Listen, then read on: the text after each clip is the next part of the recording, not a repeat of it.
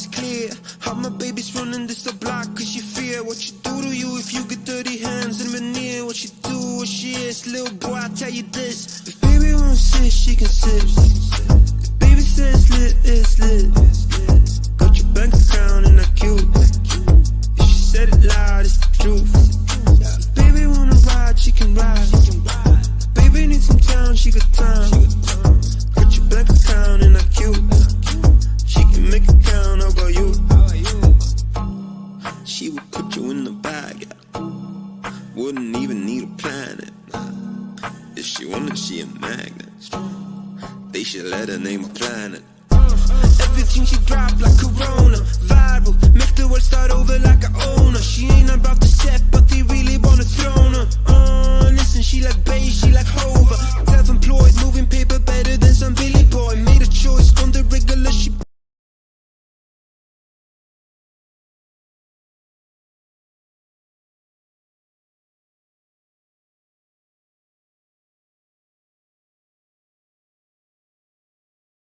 My bad, I'm muted. Okay. Welcome everyone to Unapologetic with Mandrell and Shushu. I was gonna say I don't know what the hell Mandrell is, but I was just about to send you a text message because you out. No, I gotta talk to the producer.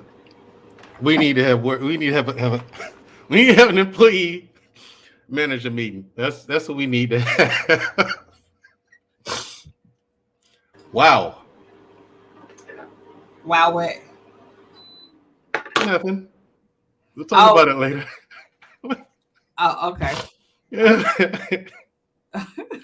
Somebody finna get a write up. Somebody finna get right up. Yeah. Somebody finna get that is terrible. Somebody get fired. Beyonce said during her concert one time because she was like, lights. Somebody missed a light cue. She was like, somebody get fired. So yeah. Anyway. How are you? Listen, Tommy B. My sister's not the only one here, man. Just saying, bro. What's going on? Hey, Corey, how you doing? Just saying, bro. Let me say, is that your microwave? Yeah, right. Because you heard all that noise. No, it was my air conditioner. It's hot in here. That New York electricity, man. New York appliances, y'all have it. Nah, they got that. We don't have like centralized like air conditioning and heating, so it's like I know it's a window unit. Yeah, so like the building turns on the heat, and like I guess they had been getting so many complaints like over the years about the heat, and they had got like the boilers like replaced and everything. So now they turn the heat up on 100. You hear me? And so it be hot than a mine. So yeah, I be having to turn my air conditioner on because it'd be too much. What's up, Corey Hager? Alexis from Texas. How you doing? Hey, Alexis from Texas. That's what Tommy B, man. That's a real one. Yeah, he is. Tommy cool. Yeah, he is. I think Tommy is the first. Well, yeah, I guess I can say it. He's the first friend I made on YouTube. Oh, really? That's so nice. That's nice. Yeah, I don't use that word. I don't use the word friend loosely, but yeah. Right. Yeah. I ride for Tommy. Oh, that's what's Yeah. Yeah, he's one of those, you know. Yeah. Yeah. So, how you been? Been pretty good. Watching a lot of this drama and stuff like that unfold. So there's a new reality series. I don't know who watches it. It's what is it like? It's just kicking it like Escape, the old school R&B groups Escape and SWV, like they're together, back, doing like some kind of tour or some kind of something. Anyway, it's a reality show based off of them. And so like now, like it's this big drama between Latasha and Latoya. They're sisters. They're half of the group of Escape. Latasha wants to go solo or whatever, but really she's using this show as a platform to like, I guess, build a buzz and stuff like that. I'm bored. I'm sick. No. It's a lot of drama because like it's this whole big thing where like Latasha stole some of her sister's royalties like over the sum of like $30,000. Like Latasha and her husband forged the checks or whatever and put it in the account and stuff like that. It's just this real big mess. And like now, was it Tamika? That's her name. Now Tamika, she has dropped a video, like dropping all receipts, showing that, hey, like, yeah, so this is proof that my sister and her husband, that snake, and then he got a whole thing. Yeah, listen, I just threw up in my mouth a little bit. Can we stop with reality TV? Listen, I'm telling you, like, and then they got this whole thing. So, but long story short, she dropped all the receipts tonight. Tasha K got like a whole video on it. And then Tasha K got a video on her sister's husband. Does she? There, yeah, a bunch of his mistresses and came forward, kind of like on some Derrick Jackson type stuff. Who mistresses? Latasha's husband. Okay. 28 years, and he been Tasha K dropped a interview that she did with one of his mistresses, and now Tasha K said like a couple of more women then came forward talking about like they were his mistresses too. And then the one that Tasha K did an interview with, the mistress did the interview with, she was his side chick for like 5 years. No. Yeah. It's a lot going on. It's a lot going on. Okay. It's a lot going on. I think you could do better things with your time, baby girl. But it's all right. As long as you entertain. Guilty pleasure shows. Right. That and it's life after lockup. I'm sorry. But for that one, listen. Lockup, I can't help it. That is like one of them shows, like you shouldn't be watching it, but you just can't help it. Like it's just like that good. It's just that good. It is. And like bring it up. Well, speaking of life after lockup, Tasha K just did an interview with what's her name? Monique and Derrick. I don't know. So I'm pretty sure you've seen like pictures of them. No, I really haven't. They've actually become like one of the most popular ones. Because Monique is like, she's extremely overweight, like she's like really, really obese. And like guy, I mean, you could tell he playing her and he not really into her like that, but like it's an opportunity. He just getting out of prison. You know what I mean? He came up on a lick and he is using it for all, milking it for all he can get. But anyway, I'm sorry, this has nothing to do with our topic, but no, it does not. I'm just saying for y'all. I know. You good now? I'm good. Got it all out? I think so. People, I just want to let you all know that this show is not scripted. When she and I are talking by ourselves, either on the phone or in person, this happens. This was real. This was an authentic moment. She rambles on about I'm saying like listen about reality TV, and I'm just trying to get her to stop, and I can't. It's amazing. Some of the stories on there. The only thing I can do is just sit back and go, No, I'm saying and listen to it. Stories on there is just amazing to me. Like, some of the couples on there, you see the typical prison stories. You know what I mean? The person who was in prison is telling them all kind of pipe dreams and telling them all the things they want to hear, only so they can get money, because the person, that they lying to is sending them money. And like it's crazy because like some of them people on there talk about they didn't send like over $50,000-$60,000 and stuff like that to people, putting that kind of money on their books and stuff. And I'm just like, that is insane. But then you got some stories where it actually works out, like the person who gets out of prison, like they actually change their life, they actually genuine people, and they actually like really want to live a legit life, and they just and it's crazy because like you really be rooting for them, like I hope they make it, you know what I mean? No, I don't watch that nonsense. I don't watch it. I think you could find something better to do with your time. However, guilty pleasures. Everyone has their guilty pleasures, right? Yeah, I understand. It's okay. Just my another guilty pleasure of mine, like back in the day, was a Flavor of Love.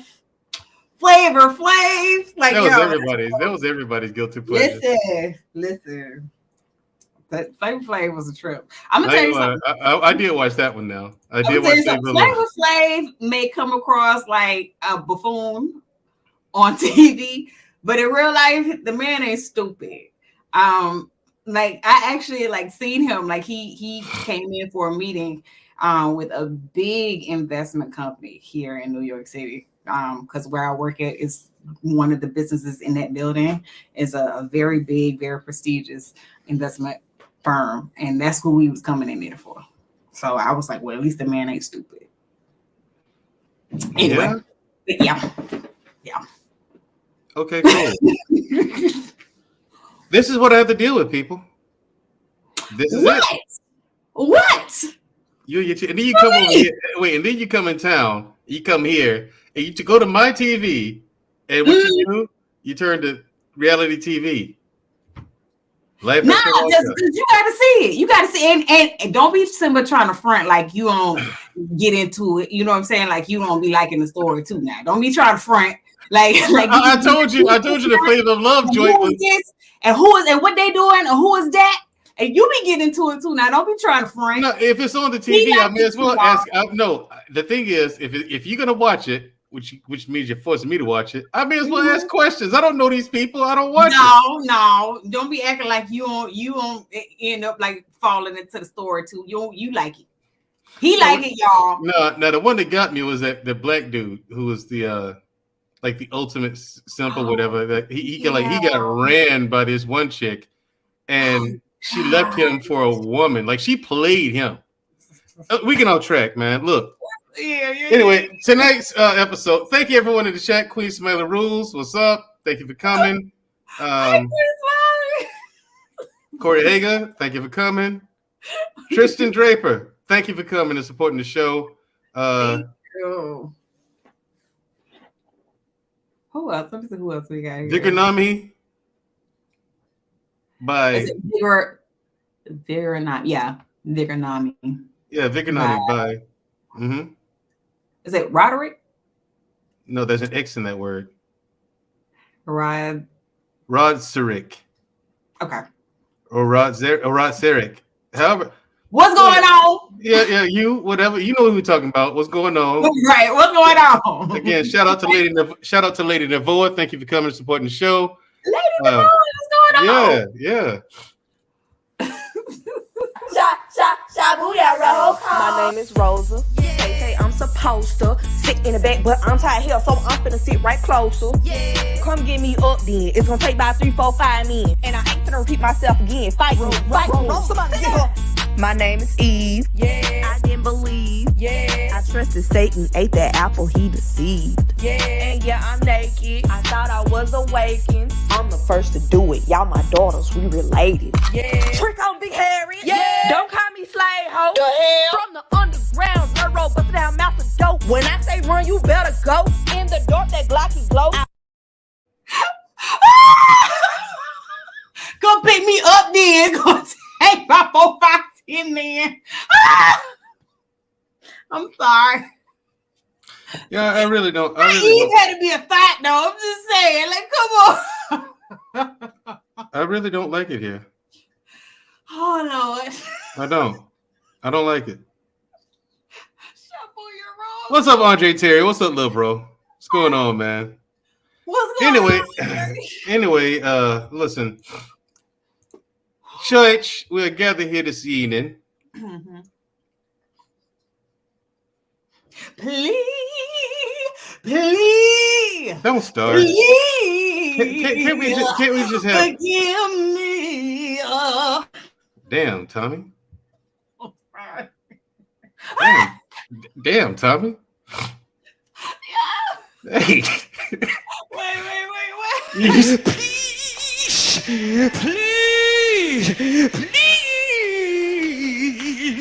forgive me. You see what Tommy just said?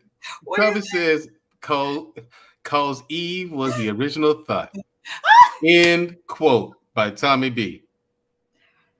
That is terrible. Eve was no thought. Who she thought with? Oh, hold on. How you know? Well, okay. There was a wait. There's Adam and Eve, right? Mm-hmm. How many kids do they have? 2. They only had 2, and those 2 were males, right? Mm-hmm. Who they sleep with? They have kids with? I don't know. There was only 1 female. I don't know. I'm just saying. Nobody really knows. Exactly. No one really knows. But if you look at the story for what it is, some of these stories or that are in the Bible are simply like for lessons. Yeah, you know what I'm saying, to teach you life lessons. Yep. The story of Adam and Eve. The main thing is to teach you. It's supposed to be an explanation of how the world formed. Well, no, that's not what Adam and Eve was. And this, well, the Genesis, the beginning. But anyway, yeah. The story of Adam and Eve, it really shows you the nature of man, the nature of woman, and the nature of life. If you really think about it. Yeah, that's true. All right, let's get on with the show, please, before more nonsense starts happening. All right. Good grief. You just can't have a normal show, can we? Of course not. You just can't have a normal show, can we? You know, hey. All right. Tonight we're going to continue. Going to piggyback off of last week's show on Stoicism. This is another episode of Tenets of Manhood. So this is Tenets of Manhood, episode 5.2. Mm-hmm. Okay, so Stoicism 2. This week, it's on how Stoicism creates resilience. Right, yeah, it does. It does. Now, when it comes to resilience, there have been people who talked about how to be resilient. Mm-hmm. Then there's Epictetus. So people who talked about resilience. Then there's this guy Epictetus. You know what I'm saying? Or the acquired one, as his name is translated from Greek, right? Mm-hmm. He's Greek. Where are we going next year? Greece. Yeah. Yes, we are, aren't we? Yes. That's what's up. Going for my birthday next year. Gotta do it big. Yeah, we're going. You're gonna be 40 next year, right? Yeah. Yeah, so I'm gonna take you to Greece. You gonna take me? Yeah, I'll buy you a plane ticket and everything. Now you got to buy your own food and souvenirs and stuff like that. Right. Let me tell you something. For all y'all who ain't into the whole, you know what I'm saying, escape, like, SWB, like drama and stuff like that. Tamika Scott dropped a video. Listen, we're not supposed to be talking about that. I'm gonna keep this. Print that. I'm gonna keep this because the first time I hear roll the tape. That's all I'm saying. I will listen. I'll buy you a plane ticket. I'm not flying to Europe unless it's first class, man. I can't be cramped up in them seats like that for that long. That's a long flight. It is. That's a long flight. Listen. It is. But hey. Listen, yeah. So look, it's your 40th birthday. I'll do something nice. Okay. That's what's up. Yeah. Hold you to that now. Go ahead. It's your 40th birthday. We're gonna go there and have fun. Okay. All right. That's what's up. All right. Okay, so a little bit about Epictetus, because most people don't read philosophy, they don't study philosophy. Oh, shout out to Chicago Rilla. Ladies and gentlemen. And Rilla, I'm gonna hit you up tomorrow about next week. Rilla, Chicago Rilla is gonna be on the show next week with us. Oh, nice. Okay. Yeah. We're gonna be talking about what now next week? Traditions. Oh, yeah. Yup. That's it. Yeah. You know what? Shut up to Tommy B. Look at Tommy B, man. He said the only grease is on the back. It's just some neck. You know what? Oh, my grease through this screen. Who said that? No way. It's scary. Shout out to Scam Likely, aka Dusto. Yes, really, you'll be joining me next week on the show. Oh, that'll be what's up. Yeah. Okay. Chicago Rilla from the Lapeef Let's Talk network. Yeah. I know who Rilla is. Okay. I don't know who you know. I don't know half the shit you watch on TV, let alone the people you know. I mean, Lord. Just say, I know you come over here and you watch it. I'm just like, what is this? Who's that guy? What's up with him? What's up with her? Why are they doing that? And you'll sit there and she'll sit right there and explain it too. That's because you be on the most random panels. I'd be like, wait a minute, like, who is this? Okay. So that's why. Because you just be popping up everywhere. Not anymore. Yeah. Not anymore. I've been rather occupied. You know, some IRL stuff. So okay. Yeah. So anyway, a little bit about Epictetus, because just to inform people who may not know, Epictetus was born the son of a slave woman and spent the first 30 years of his life in chains. Right? Mm-hmm. As a young boy, he was purchased by a man so violent and depraved that he twisted Epictetus' leg until it broke. Epictetus tells a story where he was saying that he was yelling at the slave master, right? Saying, "You're gonna break it, you're gonna break it, stop, you're gonna break it, you're gonna break it." And then when it finally broke, he yelled he looked at the guy in his face and said, "I told you that would happen," you know. So he had to walk with a limp for the rest of his life. Wow. Shortly thereafter, though, he began to attend the lectures of a Stoic philosopher named Musonius Rufus. Rufus. Yeah, Musonius Rufus. Yeah. Okay. Now, Rufus.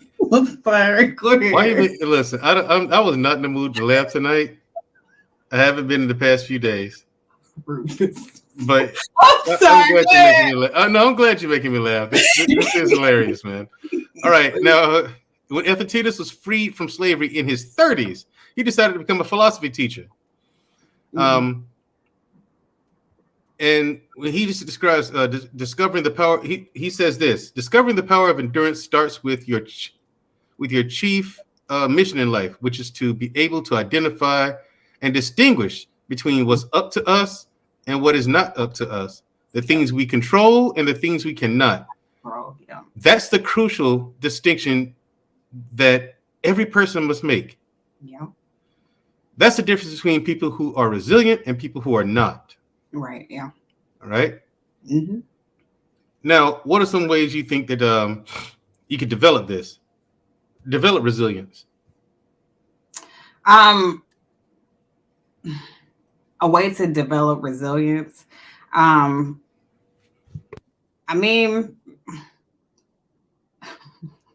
I was gonna say, oh God, just stop really saying I don't give a fuck, and really stop giving a fuck about things that really, I think a lot of times people don't take a second to step back and really like evaluate the whole situation, whatever the situation is.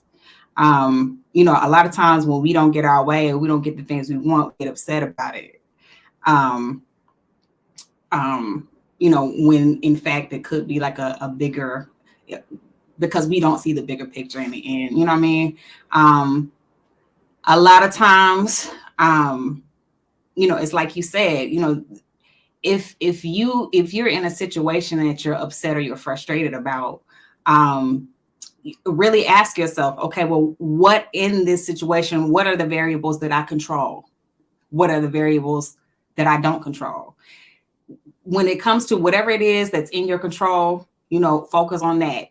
Everything that you can't control, that's not that you have nothing, there's nothing you can do about, let it go. Don't worry about it.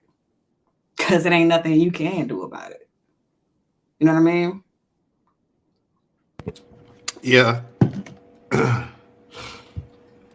Recognizing what you can control and what you can't control. I'll use an example because okay. I really had to develop resilience being an actor. Okay. There's certain things I control and certain things I don't. Like, I can't stand it when people are like, oh, why aren't you in this? Or why aren't you in that? Or why aren't you on this show? It's because they haven't hired me. It's like, when the last time you went down to any establishment, any business, and just walked in there, it's like, oh yeah, I work here now, so I'm on your payroll now. It doesn't work that way. You have to, there's a whole interview process and all of that.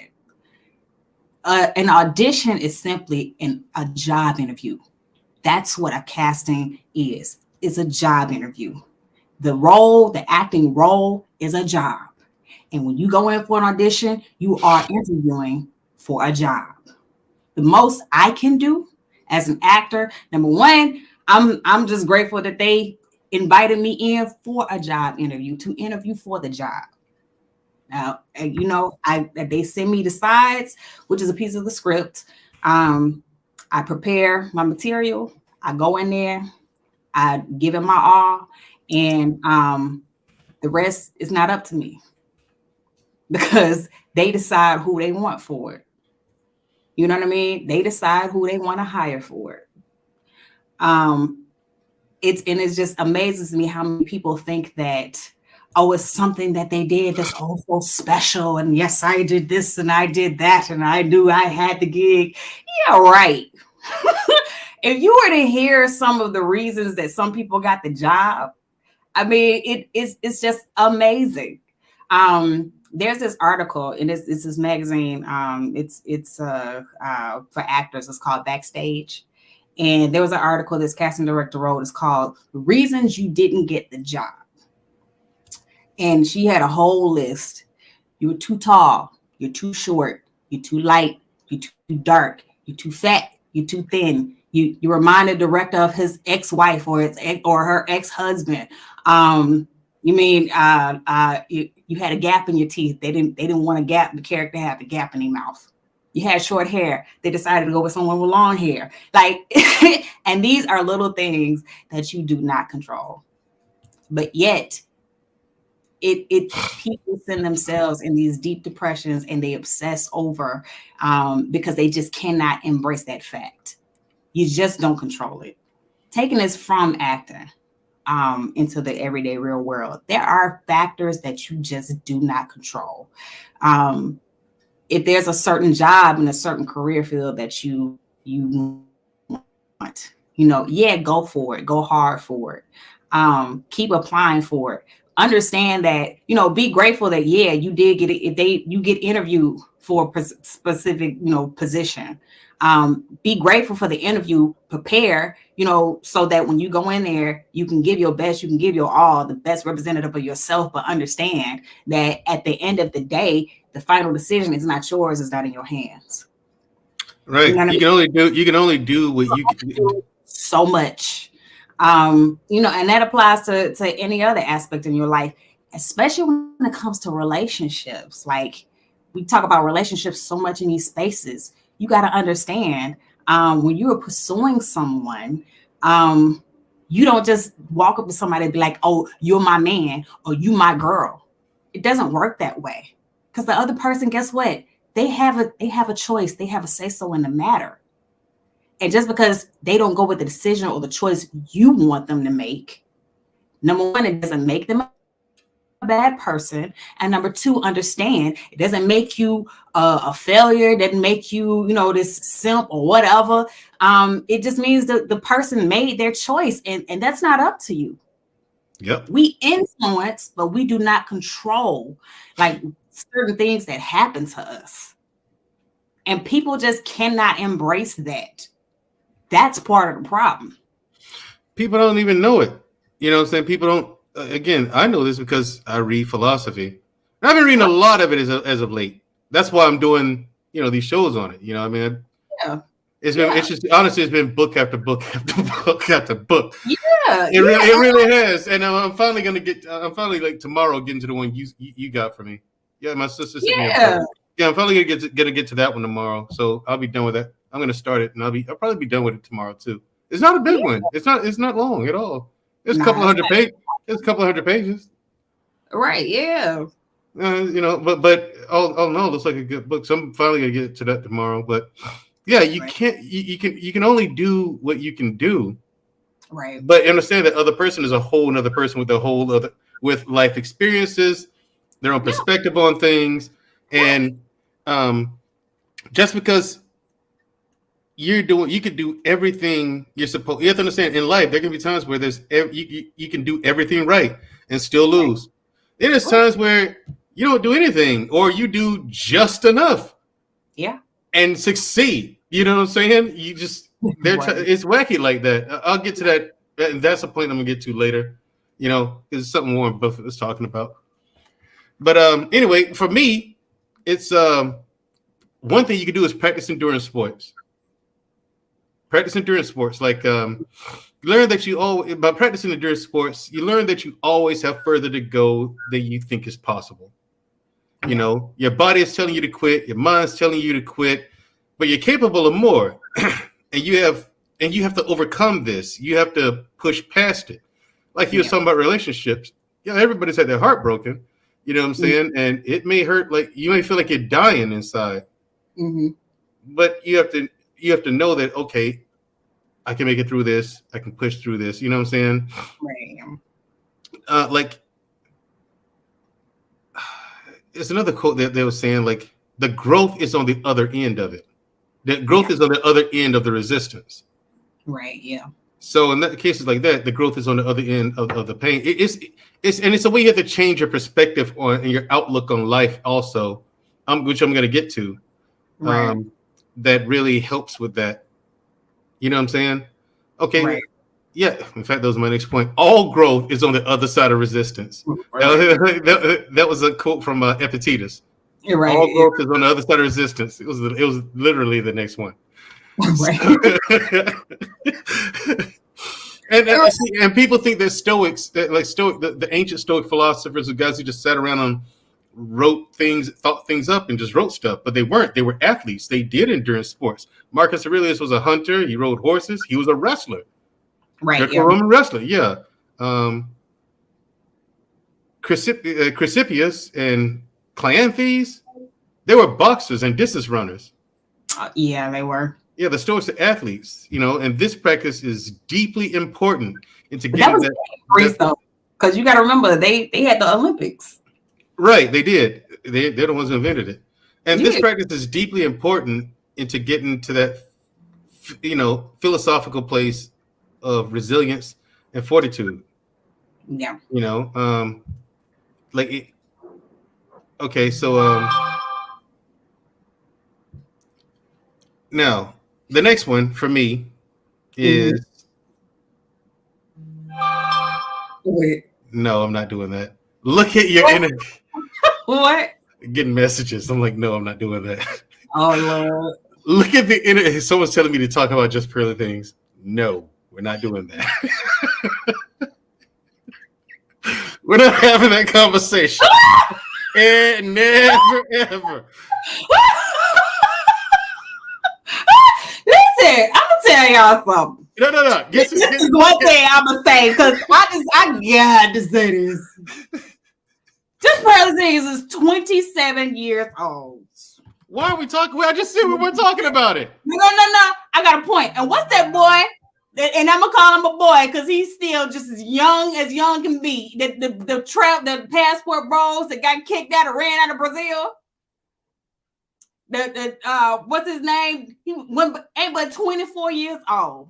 I know. What life advice you taking from a 24 and a 27-year-old? Okay, we're off if track. If you're 30 plus, I'm just saying, and I'm gonna tie it back into the topic. If you're 30 plus, what life advice or life experiences you taking from a 27-year-old? You need to be slapped. You really do. Okay, cool. Now you really do. Only thing I have to say about this situation is, all you brothers out there, black men. Number one, I told you. Number two, shame on you. Because they're the ones who made it famous. They are. Okay, done. Done. What life advice are you taking from a 27-year-old white woman about men's issues? In the manosphere. In the manosphere. And y'all supposed to be kings? Men are supposed to be the leaders, but you got a woman leading the manosphere. Okay. Am I missing something? Another one here is. Am I missing something? The point of tonight's show. That's y'all getting led by women now? That's how it works. Okay. They come from a matriarchy. They can't help it. Okay. Right. Now my next one is, look at the inner scoreboard. Okay, look at the inner scoreboard. Yeah. There's a quote from Warren Buffett. He says that it's very important to always live your life by an inner scoreboard, not an outer scoreboard. There'll be times in your life where you can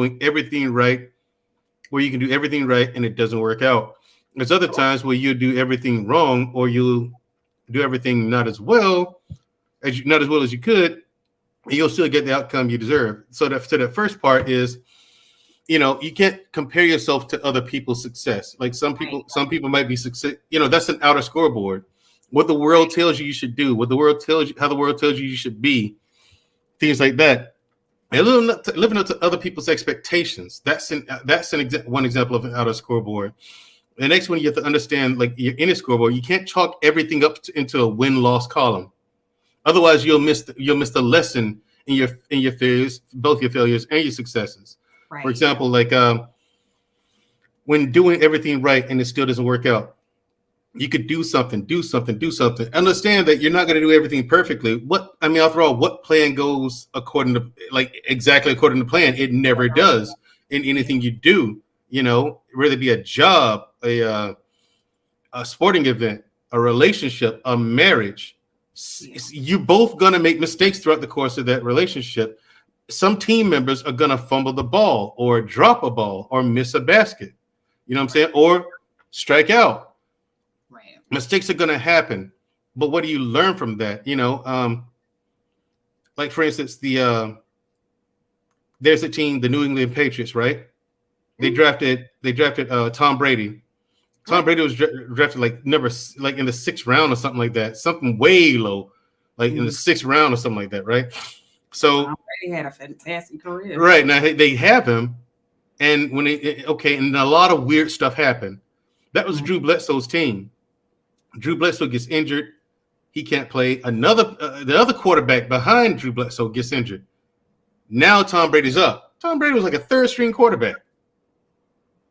That guy, the Tom Brady that we know today, it was a 3rd-string quarterback. And so when he gets out there and he performs, I'm sure the New England Patriots are happy they drafted him, but that's not the way they took it. What they looked at is, okay, yeah, we have a great quarterback, but our data failed us. How is it that we allowed this guy to go so long into the draft and not draft him? How do we let him ride the bench so long and not notice he was this good? Right, yeah. You know what I'm saying? So yeah, they're happy that they got him, and they're going forward with the plan and everything. But the things that they felt that fell off, whoa! Our data was way off. This dude is this good, right? Yeah. How did we not see this? So they that's the way they looked at it, and from that moment on, they made adjustments. They made revisions. They rethought some things and made new systems so that they can correct they can fill in the blind spots that they had. And they've been drafting very well ever since, just like in relationships, people are going to mess up. And then even when you understand that, even when you try to implement systems and plans to fix whatever problem was, understand the other person is another person with their own perspectives and everything like that. Mm-hmm. And they may make a decision that you disagree with. Right. Wholeheartedly. Their decision may even be the wrong one. But understand that part is out of your control. Right. Now, say that person makes that decision. What do you do now? What do you do now? What do you learn from that? You know what I'm saying? Okay, and that's how you have to move forward and look at things. What is the lesson in this tragedy or in this success? Right. I know. I remember because I studied theater in college, and I remember in rehearsals, sometimes when you forget a line or you miss a cue or something like that, they tell you. One of my professors used to always say, "It's not in the failure, it's in the recovery." You know what I'm saying? So that's what your true colors show right there. Right. Yeah, you fail, but number one, are you going to recover? Right. Are you even capable? And when you recover, how do you recover? Do you take shortcuts? Right. Do you cheat? Right. Do you do things half-assed? Right. Or do you really go through the pains of honestly allowing yourself to feel every bump, knock, hit that you take to recover and learn from everything that you went through and what you're going through now to get out of this situation? Right. Right. You can't take shortcuts. There's no such thing as a shortcut. You can't. Yeah, like I said, you have to do these things for real. They're painful. They are, but you don't have a choice. Right. Yeah. And it brings me to the next point. Love what's happened. Love what happens to you. You know. I'm on fire. Yeah, exactly. Love of fate. Love what happens to you. Right. Marcus Aurelius says it's not. You have to think of it this way. It's not unfortunate that this happened to me. It's fortunate that it happened to me. Not here's what I took away from this. Here's my notes. So what I took away from it. Not everyone would be able to deal with this the way that I can deal with it. So it's fortunate that it happened to me and not someone else, because I can handle it. Another person may not be able to. So it's good that they didn't have to go. It's good that I went through it so no one else could. Right. Yeah. So no one else had to, you know. So yeah. Well, here's the thing, like, you know, I feel like what I've noticed is that most people, even myself included, sometimes I fall into this. We go through life on automatic. And what I mean by that is like we don't stop and think about the little things. We don't stop and, you know, actually appreciate or embrace like the good things in our lives. We always look at or single out like what we don't like or the things that may not go our way or as we would wish they would go. But we don't take a moment to really look at the good things we do have going for ourselves. And, you know, if you actually take a step back and do that inventory, like, well, dang, you know, I got this, I got that. Well, you know what? I ain't doing too bad. You know what I mean? When it comes to like fate, you know, there are some things in life that happen to us. Like, for instance, like in Mississippi, like when the tornado came through and wiped out everything for some of them people. You know, of course, that's tragic. It's sad. It's horrible that it happened, but it did. And it's not in their control. The most they can do is, you know, pick up the pieces and move forward. When, you know, death hits our family, like hits close to home, you know, someone close to us. A lot of times, like, you know, or you know, just something or like seriously tragic happens to us. A lot of times the first thing people will say is, oh, why me? But this wasn't supposed to happen to me, but this doesn't happen to me. But this is the reality is this is life and things like this happen. And unfortunately it was you that it happened to. But the bottom line is you got to pick up the pieces and keep it moving. You know. Yeah, definitely. I think that we look through this lens of not believing that, yeah, tragic things can happen, but also, and on the flip side, a lot of times we don't believe that good things can happen because you got a lot of people who like, you ever heard of survivor's remorse? Like people who come into like a huge fortune, like, for instance, people who get drafted, like first round draft pick to the, NFL or like NBA or something like that, or like even like, in the entertainment industry, like with people, if they, reach this A-list status and they actually feel bad for like, the success and like the blessings that they have because like, people that they know don't have or don't share in the same success. I mean, we don't feel bad for it. I mean, it happened to you. It did. Embrace it. You know what I mean? Yeah, and it's painful. I'll tell you what helped me with my recent on the IRL stuff. I was reading a book about Edison, right? Thomas Edison. It's called The Wizard of Menlo Park. And, it's talking about Edison and everything he went through. That guy went through 6,000 different iterations of the light bulb before he found one that worked. Yeah. Okay. That part that really gave me perspective, it was like he had built himself up, built a fortune, built this big business, right? All of a sudden, this huge fire is burning down his entire factory. I mean, it is. Yeah. Totally. Guess what Edison does? His son comes up there. Dad, what's going on? His kids, people are panicking. He said, go get your mother. Tell her to come out here and look at this. What? Why? He says, because you'll never see another fire like this in your life.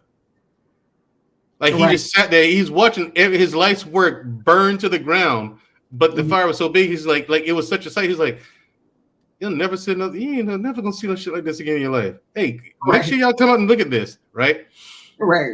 Staying calm under pressure. Yeah, he was torn up. Yeah, he was. That's his life's work, up in flames. But at the same time, he appreciated the moment. That's something miraculous was going on. There's a duality to it, and people have a very hard time finding the good in some bad situations. It could be a divorce or a traffic collision. You know what I'm saying? A slip and fall, whatever the case may be. There's some things that people like. There's no reason why it happened to me. True, there may be no reason why it happened to you. However, there's a lesson there. I mean, if you missed a step here, don't miss a step there again. There's the lesson. You know what I mean? Pay attention where you're going next time. That's right. I mean, you're in a marriage that ended in divorce or a relationship that ended up breaking up.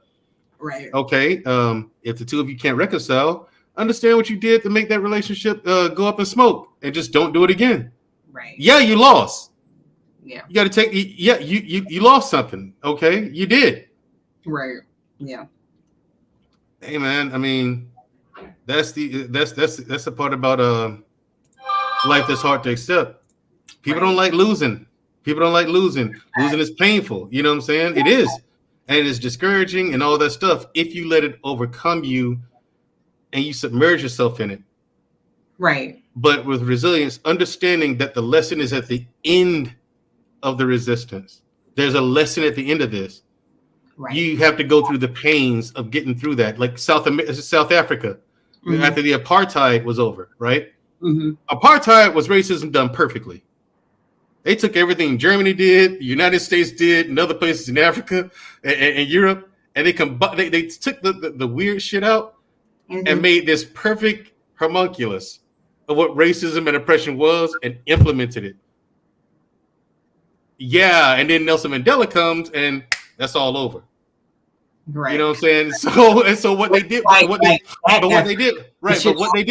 did was instead of ignoring it like it never happened, like America did, they actually went through the pains of saying I'm sorry and reconciling with one another. As painful and as embarrassing as it was, because imagine some racist people saying some rude stuff to black people and then having to face them and apologize. Well, and they do this every year. One of the most difficult things one of the things that people find most difficult, having to say they're sorry. Yeah, it's very difficult.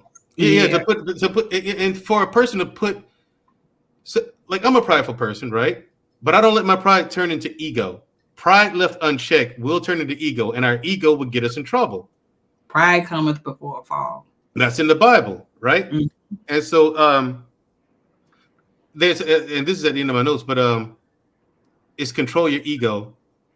But this is an ancient Greek, like I said, it's in the Bible. Pride comes before the fall. But the ancient Greeks had a saying the first things the gods bestow on those they want to destroy is pride, because pride is a seed. Pride is healthy in doses. Yeah. It's healthy. It's motivating. You know what I'm saying? It's you appreciating yourself. It's you being happy that you accomplished something. You know what I'm saying? Ego is I'm better than them. You ain't got no money. Shut up. You ain't got no money. Shut up. Who's the tone police? Who's the tone police? If you don't stop. That's an inside thing. Y'all don't know. Well, some people out there know what that's from, but yeah, that's ego. People who behave like that, that's ego, and that's when it gets self-sabotaging. Yeah, it does. You know, you destroy your own. You're the architect of your own destruction when you deal in ego. I always tell people purge ego as much as humanly possible. Ego is venom. Pride is healthy in doses. Just make sure that pride doesn't turn into ego. Yeah. Oh, but life finds a way to humble you. It always It does. does. I mean, it'll kick you right square in the balls. Always. Yeah, I mean, and again, I'm not saying this is easy. It is very hard, very difficult to remain resilient under very difficult situations. And sometimes you make decisions that come too late, and you find yourself in a situation that you can't get out of because the person who at the other end who has a decision, has a say so, makes a decision you disagree with. You know what I'm saying? It could be a boss at a job. You took a break when you're supposed to. You know what I'm saying? And all you did was go and get coffee, but that person might give you a write-up for it. Just like I'm going to give a write-up to our producer tonight, but he caused that. It's his fault. Insubordinate and churlish. God damn it. You messed up, AA Ron. Yeah, and here's one thing I'll give you credit for that I've noticed. You've been this way.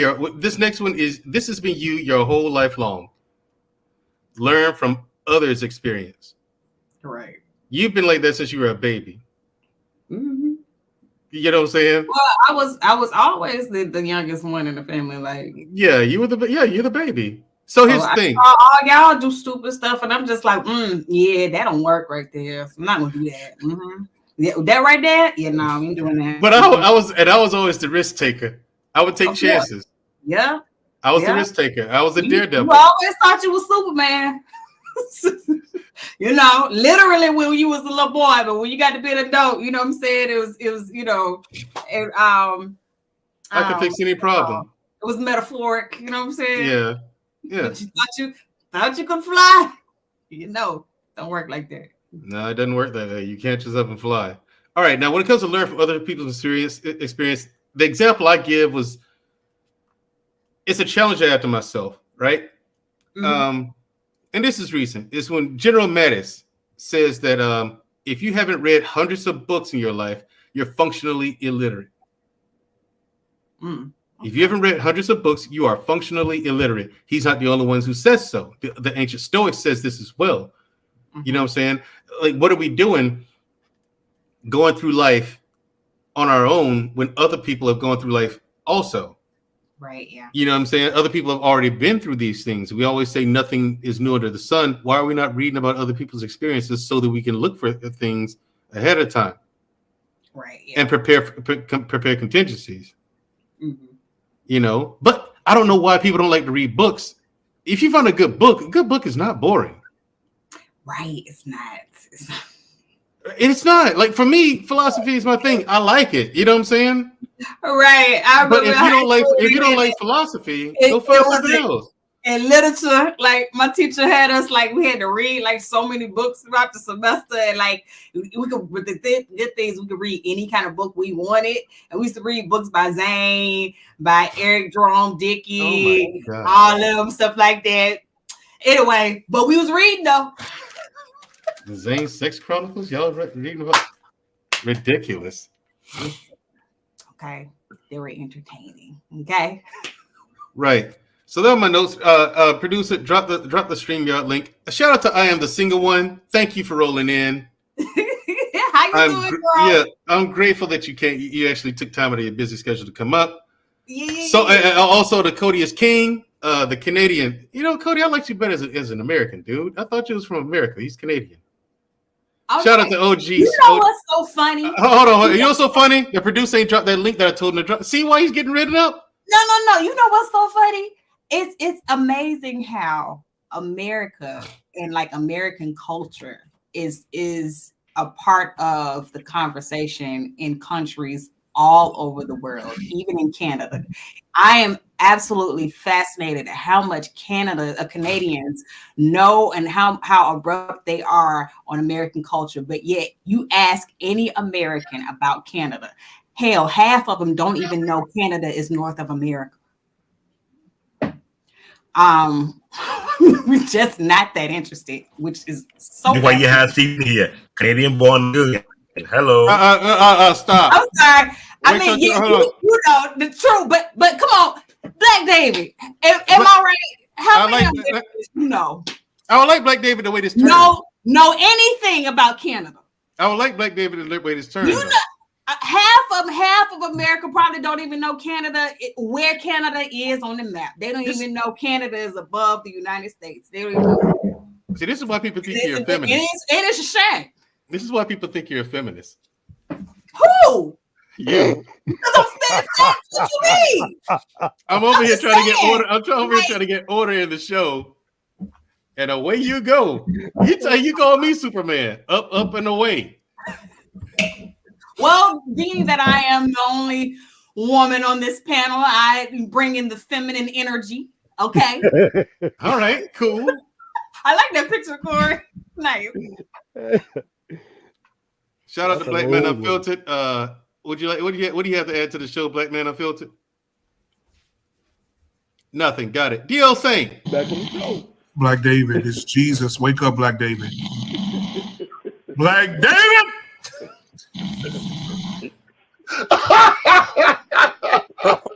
Oh Lord.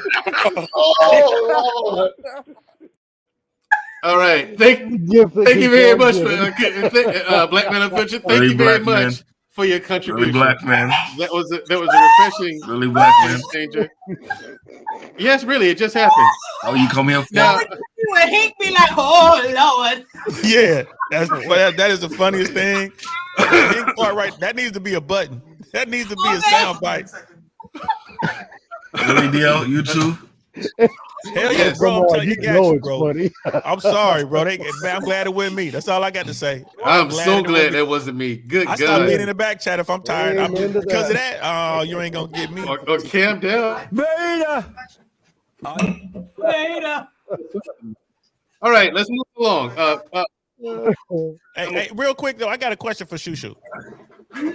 Favorite Eric Jerome Dickey book? Oh God. Cream in My Coffee was my favorite. Just want to throw that out. I was gonna say that. No, you wasn't. What you know about that?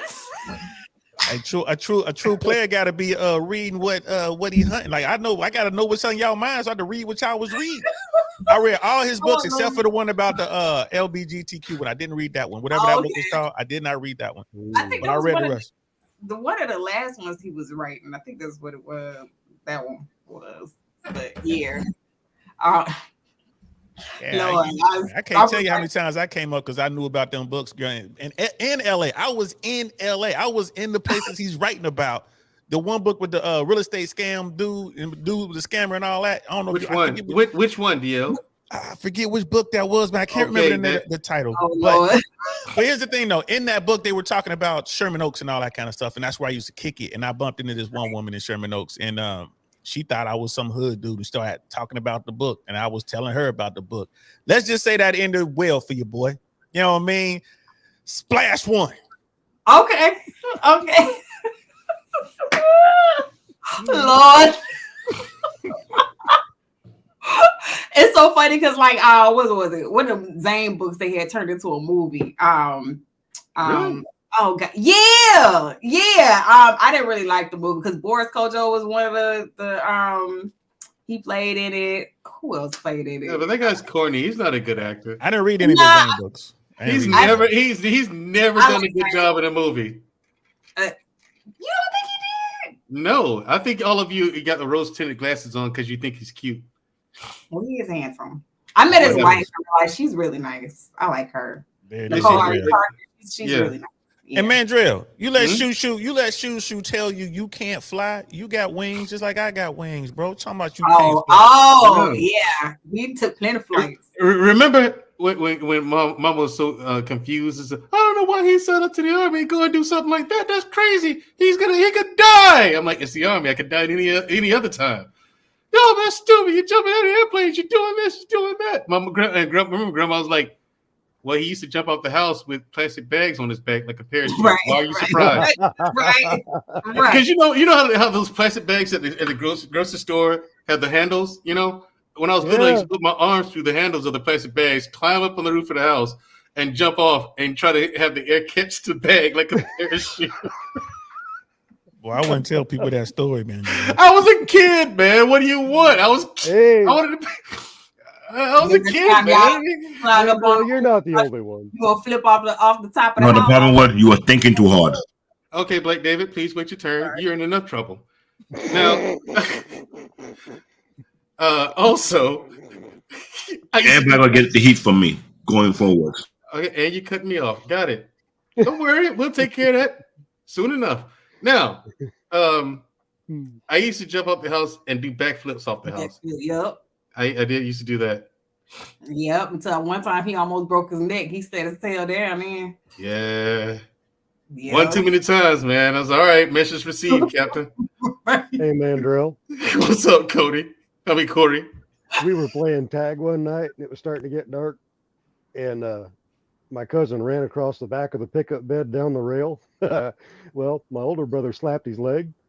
And so his hand was higher than his forearm after he hit the ground. It just came out and went up. Hey, Wow. man. Yeah, we were, yeah. That's how boys played in the 80s, y'all. Yeah, we got outside, man. Hell, that was the 70s. I ain't want to tell her you We were- could. I won't even tell you the rest of it. Don't worry. Scam likely. What do you think about tonight's topic, man? I mean, stoicism, how stoicism cultivates resilience in a person. Right. What do you think? And I read this stuff, and it's fascinating to me, and it's fun to put in practice. And when you're in a situation, I do see where the lessons work. You know what I'm saying? It's how you develop willpower. But keep in mind, people, try not to go through things by yourself. Find yourself a small circle of people who you can talk to and help you through stuff.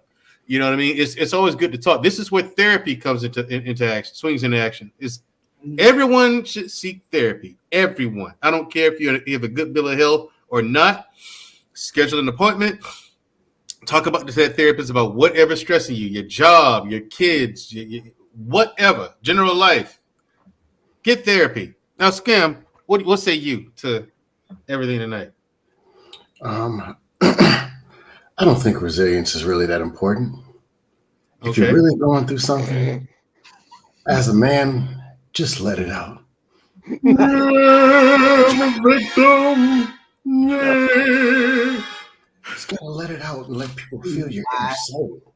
So just be a victim, is what you're saying. Wow. Somebody's gonna come and they're gonna save you. Because everyone gets a trophy. Everyone, and that means you too. Welcome to the Dust Sphere. No. Let's hear it, resilience Shoot. suffer- Let's hear a yeah. couple bars. Welcome to the Dust Sphere. Let's hear it, girl. No. Welcome to the Dust Sphere. Welcome to the dust sphere. Hey, I missed those shows, by the way. I'll be back. Give me a couple weeks. I'll be back with some new material. Awesome. I'll be back. Yeah. Resilience. Here the deal is. If you want something, you want to be something, you have to go through something. It is what it is. Or you can just take what life gives you. It's just one or the other. It's just one of them things. If you ain't been through nothing, you ain't going nowhere. So what you're saying is, you ain't got no experience. You ain't got no. I've been through this and all that. You ain't comfort nothing. You ain't solve no problems. Right. Judge the leader by the level of the problem that he can solve. That's John C. Maxwell. So the person who gets a splinter in their wrist, don't follow. Don't rock with that. Women, don't submit to that. Men, don't rock with that. Don't be that. No.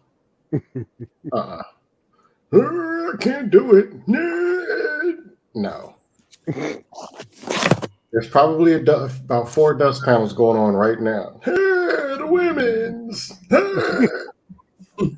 No. No. Just no. Just say no. Get some help. That's all I got. And Mandrill, I gotta run. I just want to say something real quick. It's funny, we had a show tonight about communication, but more with respect to guys, basically going up to talk to girls, but just learn how to communicate with people in general, talking to strangers and stuff like that. You have to be resilient. You have to be resilient because I mean, there's so many dudes out here that are afraid to go up talk to a woman because they don't want to hear no. You have to get used to hearing no. And it's just like if you're in the gym and like or the dojo or the boxing gym or wherever, you get punched in the mouth, you know what I mean? You get thrown to the mat or whatever. You got to be resilient enough to get up and keep doing it. So this is something that definitely needs to be taught to. I know the younger generation, man. It's kind of like what Brother Dusto was saying. Everyone gets a trophy. No, they don't. Resilient folk get trophies. Those people who get back up and keep getting after it, they get trophies. So yeah, I just wanted to say that I'm gonna watch from the clouds, y'all. I gotta clean up. My daughter learned how to wash clothes today, y'all. So I got a mess I gotta go clean up. Yeah, that show was fire. I missed a part of it. I gotta go back and watch what I missed. That show was fire. I appreciate that, bro. We were having some fun. We reacted to some videos, man. And shout out to Black Man Unfiltered, everyone on the panel, everyone in the chat. I mean, y'all give me a lot of the resilience I need in YouTube. You know what I mean? With not seeing the likes and going through the ups and downs of subscribers and stuff like that. The people, that's another great example. The people who stick to it, YouTube and whatever, social media, whatever, at the job, the resilient folks are the ones who get rewarded. So this is a great talk, man. I'm gonna keep watching this, and I'm gonna holler at y'all later. Mandriel, Shushu, always a pleasure. Thank you, dear. Yeah, girl, when you gonna sing for us? Ain't you supposed to be singing for us? I think we said that a few months ago. You said you was gonna sing. Oh, yeah. Yeah. When we gonna have open mic night? Oh, like a talent show? When we gonna have YouTube open mic night? I'm gonna play the spoons.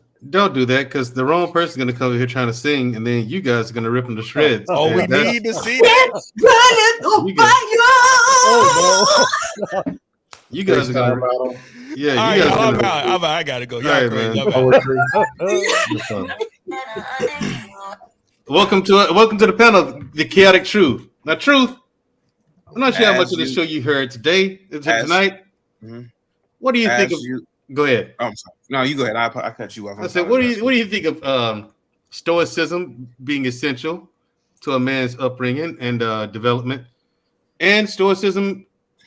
How important it is for people to develop and cultivate resilience through stoicism. Okay.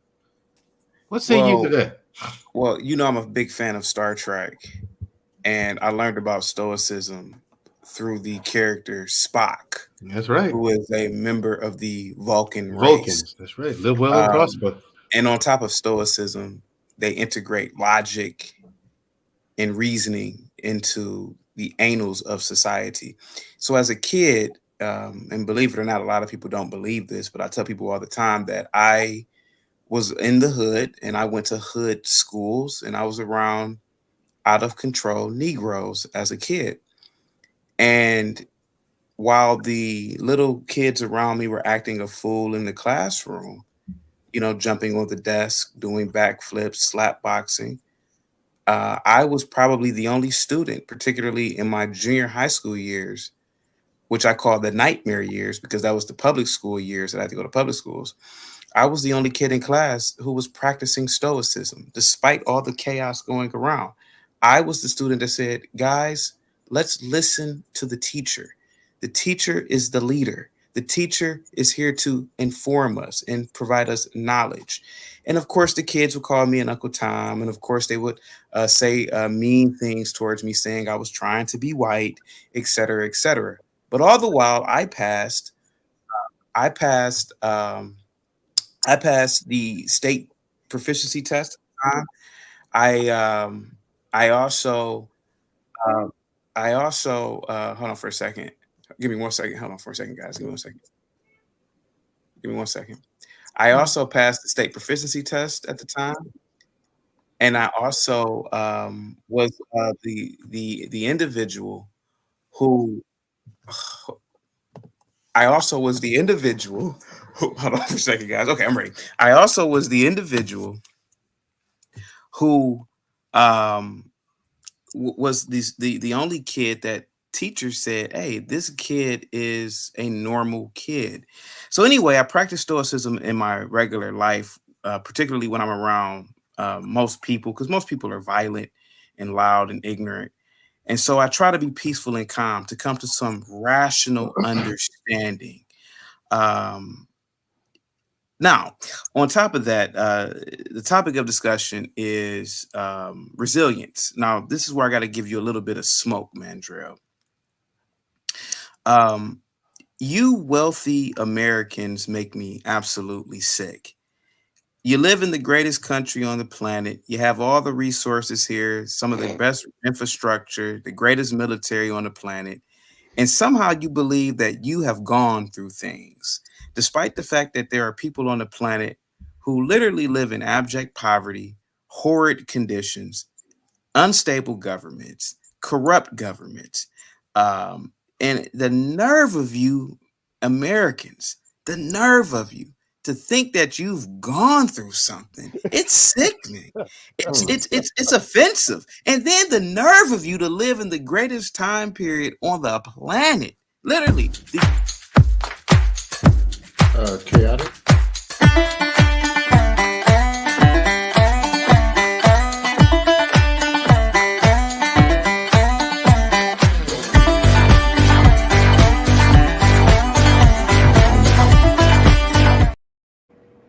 Okay, why did who played that, and why did you play that one? You know, F me, right? F what Chaotic says. F everything about what I do. All I'm saying is, and I'm gonna hit it home real quick. I don't believe in resilience as an American. I believe in just being an American. We are literally the most pampered generation in history, the most pampered country in history. Our ancient ancestors who were hunters and gatherers lived through horrid conditions. They didn't have plumbing. They didn't have electricity. Imagine living 5,000 years in the savannas, 5,000 years ago in the savannas of the jungles, fighting off wild animals and warring with other tribes. Hold on for a second. Now imagine Corey's ancestors, ancient Vikings, thousands of years ago, having to fend off Switzerland. Get it right. Switzerland. Oh, okay, the Swiss. Yeah, exactly. So the nerve of you guys, and shame on you, Mandrell, Shoo, Scam Likely, CBN, Corey, and everybody in the chat who think you've gone through stuff. I've gone through something, and I'm resilient because I overcame it. Well, what about your ancient great grandfather? Hold on for a second. What about your great grandmother who was a hunter and gatherer 5,000 years ago, 10,000 years ago? What about our ancient ancestors that lived 50,000 years ago? Imagine that. You Negroes, you whites have toilets you can flush. You got electricity, you could turn on your light. You could turn on the stove and cook your food. What on earth are you guys going through? And on that note, thank you so much, Mandrell. Salute to you guys. Go ahead. Chaotic, man, I respond. So it appears that you're, let me hit the notes for you. It appears that you were oppressed by black men in the inner city. Your parents put you in a bad situation. They called you Uncle Tom. Hello? They called you white, and they told you were trying to be white, in which they were telling the truth. You're talking about the success, but you actually failed. They're talking about the success. You're talking about how you succeeded, but you actually failed. Hey, get back here. Calling you. Get back in here. Okay. Thank you to the Chaotic Truth. Hey, to your country for your contribution to the platform. Yep, and yeah, wife call. You know what that reminds me of? There was this hashtag going around on social media called hashtag First World Problems, and like people were like just putting up like random things that they complained about or whatever. And it was just a bunch of like, and then they put hashtag First World Problems. You know what I mean? Like, dang, my train was late this morning. Hashtag First World Problems. Oh my God! Like, and Starbucks is sold out of coffee, so now I gotta settle for Dunkin' Donuts. Hashtag First World Problems. Little stuff like that. So. Yeah. But why did he mention my name? I lived in Nigeria for 7 years, so I faced first world and third world problems. So I know what it's like to go through hardship. So I ain't as weak as he is. Sounds like he was a victim to me, and he ran, but it's cool. Victim. Hey, you see, get a problem. He talk about flushing toilet. I know what it's like to live in the rich side and the poor side. Living in a third world country, to go through hardship and know how to get youth and enjoy it, something that he cannot do because, no offense, he got fragile bones. He's not that strong enough. How you call him a bootleg African? Lord. Okay, thank you. Out of 2-ply toilet tissue, so I gotta settle for one ply. Listen. Hold on. Now, it's not the same. No, yeah, that one. Stop. 1-ply toilet paper is horrible. 1-ply toilet tissue is horrible. It is the worst thing. That's what you use for torture victims. You don't know the pain, okay, of dealing with 1-ply toilet tissue, okay? Listen, that is a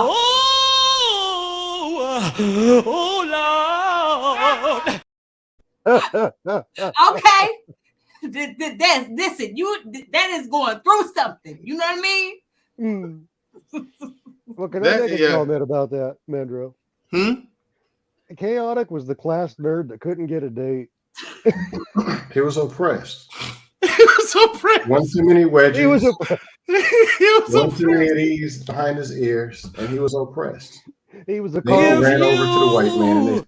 And I want to say, I saw something in the chat. Cody is king said, "Be resilient like shoes Barbara." And wow, Cody is king. Cody, come on, man. Horrible. Yeah, Cody, that's my little sister, man. For my actual biological real sister. Cody is cool though. Listen, I'll tell you what, Sherry. Cody is king is a cool. He is cool. He good people. You should see him on Instagram. He cuts up. Oh gosh. No, what he's doing is he thirst traps women with his pictures. You know, women say, you know, men see women put up thirst trap pictures. He does it for women. Really? Yes, we have. You ever gone through 1-ply tissue? Listen, that is a hardship I ever seen one. You hear me? Oh my God. You ever had to? Wait. Okay, take that down. Anyway, you ever had to make a hard choice like eating potted meat or Vienna sausages? Right. Yep. I'm saying. You know what I mean? Who came up with meat in a can though? Listen. Surprise, motherfucker. Who's doing that? Y'all stop. You know what it's like to go into Starbucks. You hear me? And you ask them for a tall vanilla latte. And they tell you they out of vanilla syrup. And now you got to settle for hazelnut. What? Oh, Lord. Don't amen. No. Don't amen that. Hazelnut is far superior to vanilla. No. But no. Hazelnut is far superior to vanilla. The nerve. What you mean? First of all, I don't drink Starbucks coffee. I don't see the point in paying $8 for coffee with too much milk. I'm gonna tell you something. When you are really tired, milk coffee, really tired, and you need to pick me up. Yeah. Starbucks will get you right. You hear me? Unlikely. Unlikely. All right. Oh no. You talk about Starbucks unlikely or Mr. Scam over here. Scam unlikely. Starbucks keeping you up like that. That's unlikely. I can drink Starbucks and go to sleep. Yeah. Now, it's funny with Dunkin' Donuts put me to sleep. I don't like drinking that coffee. It put me to sleep. It does put me to sleep. Yeah. Hold on, time out. Dunkin' Donuts put you to sleep? Yeah. All that excess sugar put in the coffee put you to sleep? Back on the show. Black David, it's Jesus. Wake up, Black David. Black David!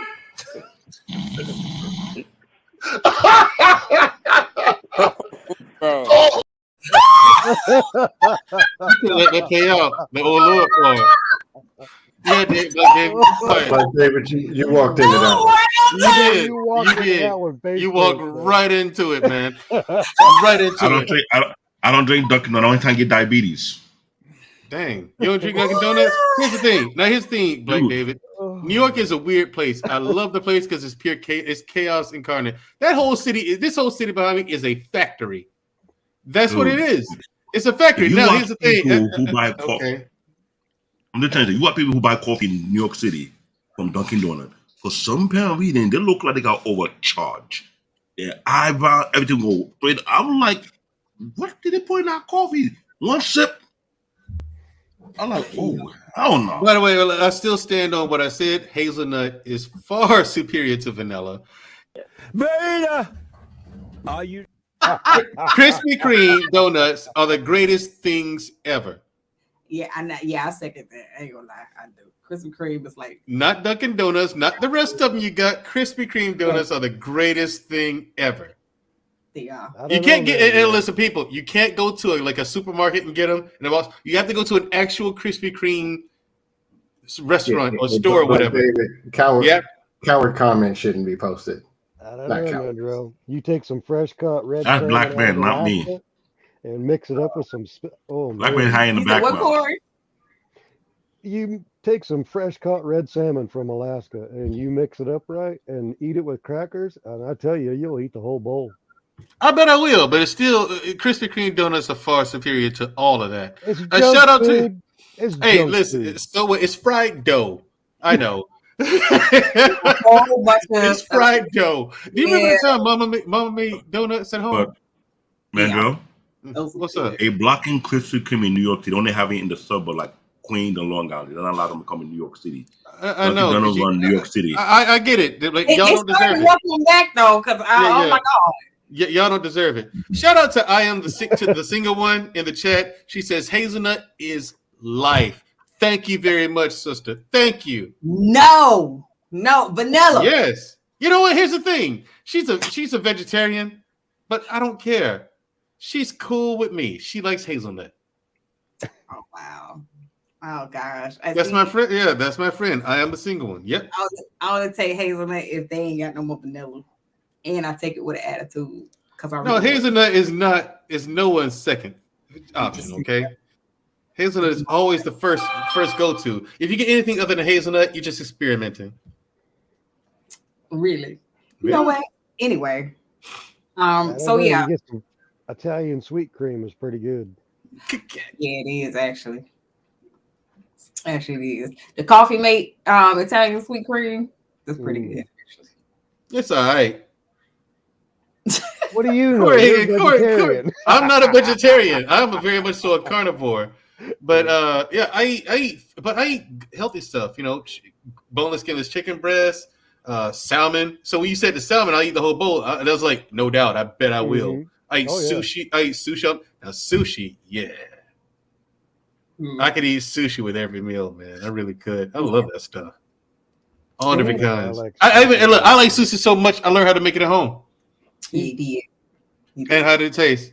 It's actually good. It's really good. That's right. And it's a recipe I threw together myself. Correct. Oh no. Black David has what? Complex and eagle vascular discharge for headaches and gum disease. Wholesale $59.99 a gallon. A gallon. Where does he come up? Black man hiding in the shadow. For headaches and gum disease. A gallon. Why, Lord? Yeah, why? Why? I can't. Why? Shout out to the why? And all this is sold out of black men home. Why?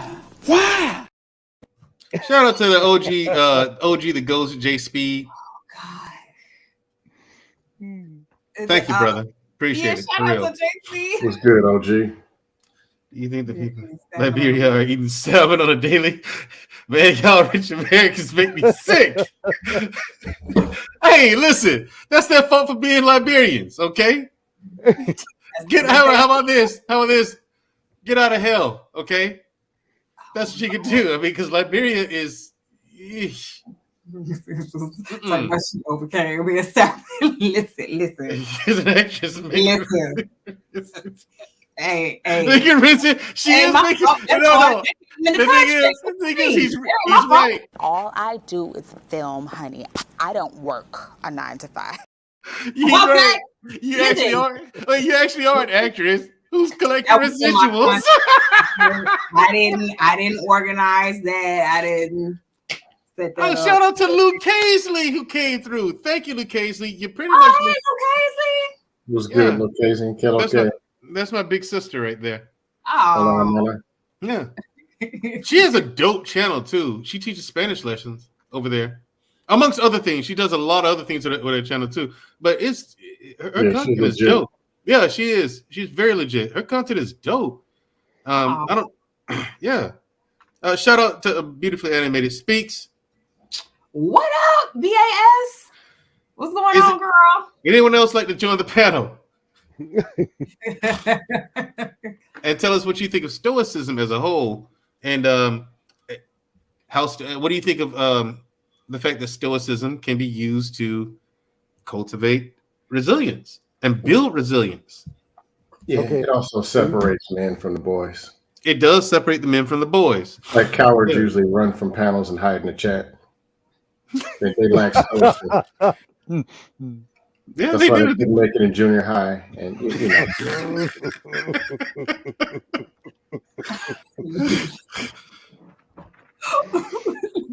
Issue has an S550 talking about overcoming man. Man, please. It really actually, you know how hard it is to have a car in New York City? Yes. That is a struggle. Well, no. You know how lucky you are to go in a building and come out and not see a ticket on your car? Yeah, listen. That's what I'm about to say. All 4 tires still there? Stop it. That is overcoming. You hear me? You know how hard it is when you driving down the street and you find a parking space. Hallelujah. Yes, Lord. I'm trying to tell you. You know how hard it is to find parking in this city? Yes, that is overcoming. That is hard. You hear me? Lord. Here's the thing, though. It's not hard to have a car in New York City. It's just expensive. It is expensive. Even when you drive there to visit, holy shit, they charge you for like everything. Like, okay, listen, I want to park here in this parking lot. Okay, $15, $30. Okay, cool. A day. An hour. No, an hour. Yeah, an hour. It was like an hour. You parking, some of them is an hour, some of it is for the day. Like just across the tolls. The last I checked, it was like $15. I'm pretty sure and that's one way coming into the city. Like, I'm pretty sure it's gone up higher than that at this point. Especially with inflation, it might be almost $20 just across the toll. And that's just coming in the city. That's what I call oppression. To leave out to. It is oppression. It is oppressive, Corey. All the fees, all the fees and whatnot. Ain't no joke. Listen. I've been in New York City like over 10 years now, and I'm still here. I'm still standing. I'm still strong. Okay? That is overcoming. That's right. Just like that. Or you're just addicted to pain, one of the two. Man, some people don't even make it out of junior high school. But, dude didn't even make it from saved out. That's right. Call for your mama. You know, I don't want to make you cry, but I get to park up front at the stores. I drive a Jeep with my tires sticking out so they can't hit my paint job. Hey, yo. Do y'all ever park in between like 2 parking spots so nobody will park right next to you? No, you can't double park. You get a ticket. I know you're not supposed to, but I just, in my town, it's not a problem. A wealthy white man living in America, but somehow he overcame. Yeah, you overcame, didn't it? With your salmon, with your friends. Tell him that he's unaccepted. Tell him that he's not unaccepted. But he's somehow overcame. Listen, living in America has its challenges.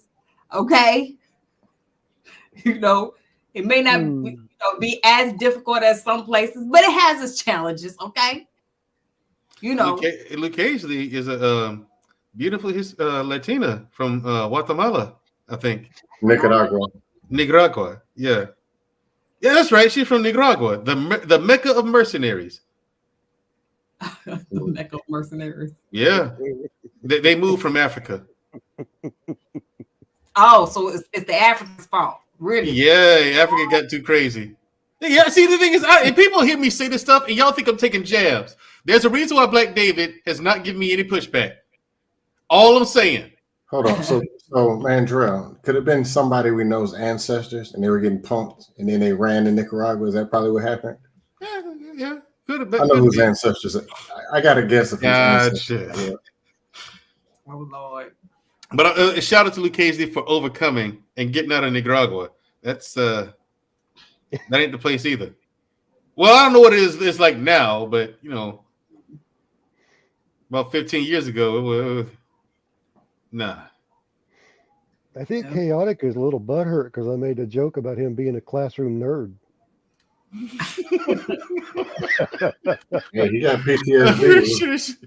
It was real in his junior high days. He got PTSD. Man.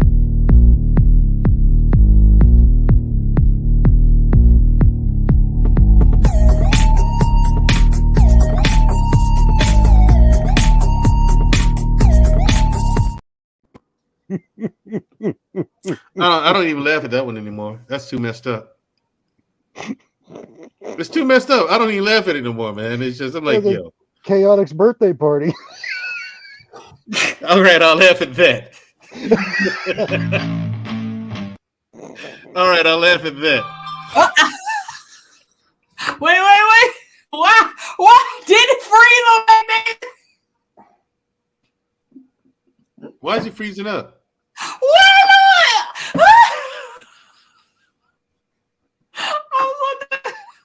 All right, everybody, let's wrap it up.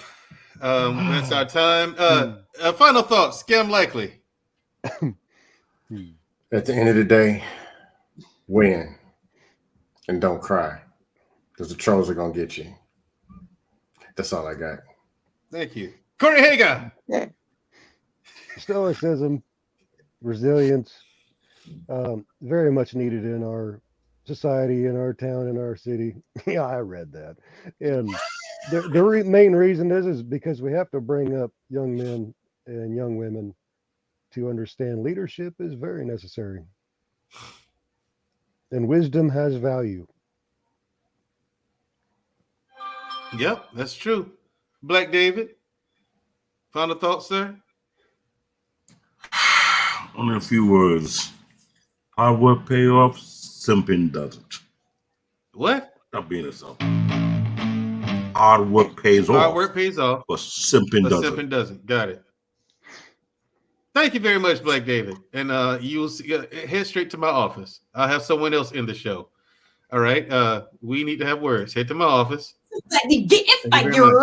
Sorry, we're gonna have to get that. That's terrible. Shout out to Jedi Mike. Thank you for coming in, man. Shout out to Trey, Quincy. Thank you for coming out. Thank you everybody for coming. Hey Quincy. Next week we're gonna be talking about what?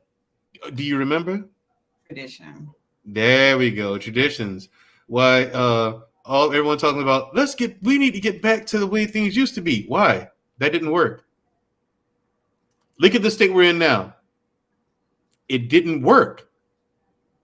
Yeah. You spanked we spanked our children, right? Yeah. It didn't work. So why are you beating them? Right. I think the whole and this is wait, you ate nothing but pork entrails and all that bad food, and all we got was diabetes and all kinds of health problems that our ancestors have passed down through generations. It didn't work. You know, Thanksgiving food that we eat and stuff like that. So why do we hold on to these traditions? We'll be joined by special guest Chicago Gorilla from Lapeef Let's Talk next week. Shout out to him. Chicago Gorilla la la la. Man, you came from a nuclear family and went to private school. You know the crazy part is, at first I did go to private school before I went to public school. You did. I ain't never going to private. Right. I don't know. Look, how's he guessing this? All the money on the first child. And when it came to me, like, you know what I'm saying? I just had to make miracles fall out the sky. I know it. Yes, no, the reason why they went to private school. I didn't. I went to public school all my life. When I got to college, they paid for his first year in college. Then, you know what I'm saying? He wasn't really focused. He wasn't really ready for college like he should have been. You know what I'm saying? So I still got student loans just like you. Maybe not. I still got student loans just like you do. Your college is gonna be out of your pocket. And so, and then my pops was like, baby girl, I was having too much fun. You go, you know what I mean? Like, hey, I'm sorry. At first year, I was having too much fun. Right. Okay. All right. Like I said, just not mentally focused. You just no. Okay. True. No. But still, how's he guessing this stuff though?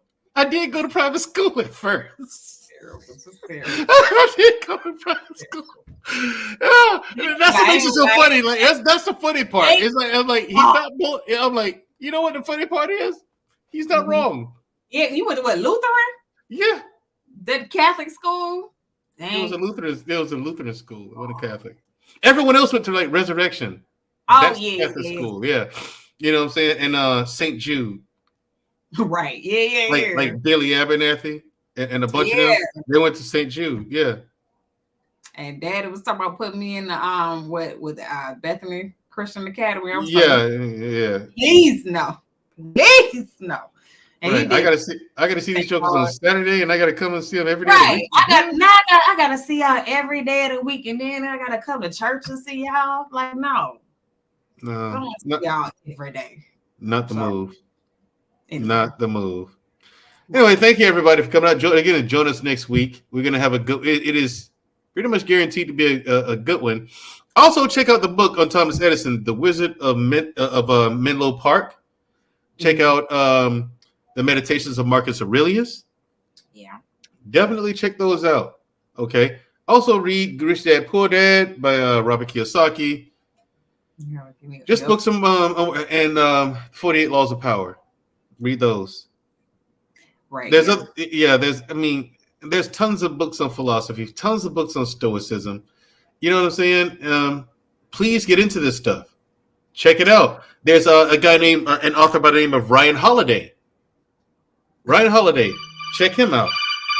Okay. And on that note, see you next week. Bye, y'all. See you next week. My name is Rosa. I'm supposed to sit in the back, but I'm tired of hell, so I'm finna sit right closer.